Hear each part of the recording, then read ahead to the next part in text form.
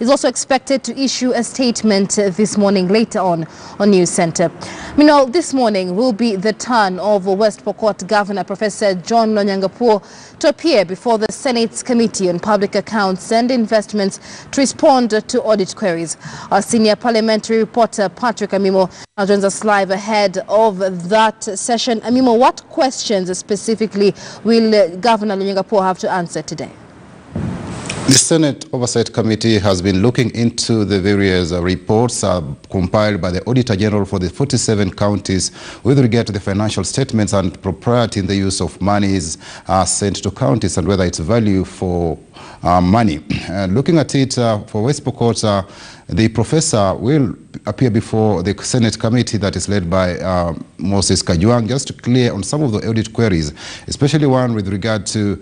those pending bills. The county has at least pending bills of 1.7 billion shillings, which according to the Auditor General, these were bills that were for the 2016-2017 financial year, but apparently the county government decided to, or the county executive decided to transfer these pending bills to the 2017-2018 financial year. So the Auditor General says as a result, it would appear that West Pokot County had a deficit, a surplus of 793 million shillings, yet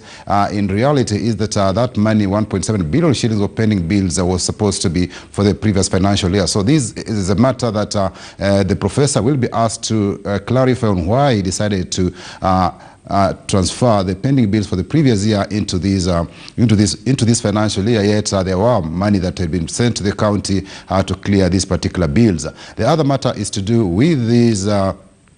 the variance in the statements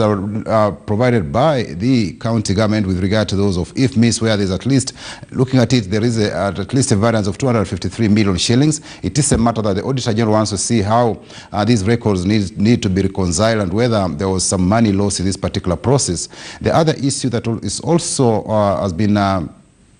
recurring in this particular audit queries is to do with the issue of development vis-a-vis recurrent expenditure. We've seen most county governments, just like its culprit at the national level, they're spending more of the money that is sent to them on recurrent expenditure, at least 70%, as opposed to 30% which goes to development. So it appears most of the money that are sent to counties end up being either paying salaries and other allowances at the expense of development. So it is a matter that we've seen also the SRC look at and say that they need to control the wage bill. We've seen also the control of budget raise concern about it, that most of the time money is meant for development is switched to recurrent expenditure and ends up not really benefiting the county government. So it's a matter that also the professor will be tasked to explain on why his county government is also is not able to raise the development revenue from the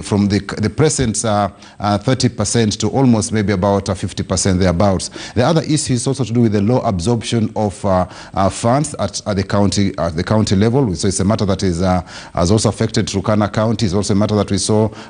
being reported at Tana River, at Taita Taveta County. So, and most of this we saw the governors explain that it's to do with the treasury, because the treasury at times releases these funds very late in the day, and when it's supposed to be the funds are supposed to be released on a quarterly basis from the National Treasury, but at times you find they claim that the National Treasury delays in the release of funds so that we have a spillover where you find that probably when the financial year ends on June 30th, you find maybe the money that was supposed to be issued in that particular year either is brought in the last week or the last or 2 weeks to the end of the financial year, and this puts the county governments in a catch-22 situation, because that money is supposed to be spent during that financial year, but it ends up spilling into the next financial year. So those are some of the grappling matters that the county governments are dealing with, and the senators will be keen to see how they can also assist county governments to ensure that the funds are utilized appropriately both at the county level and ensure that also the accounting procedures are up to date. Thanks. That is Patrick Amimo, senior parliamentary reporter, live for us from the City Centre studios. He will be keeping up with that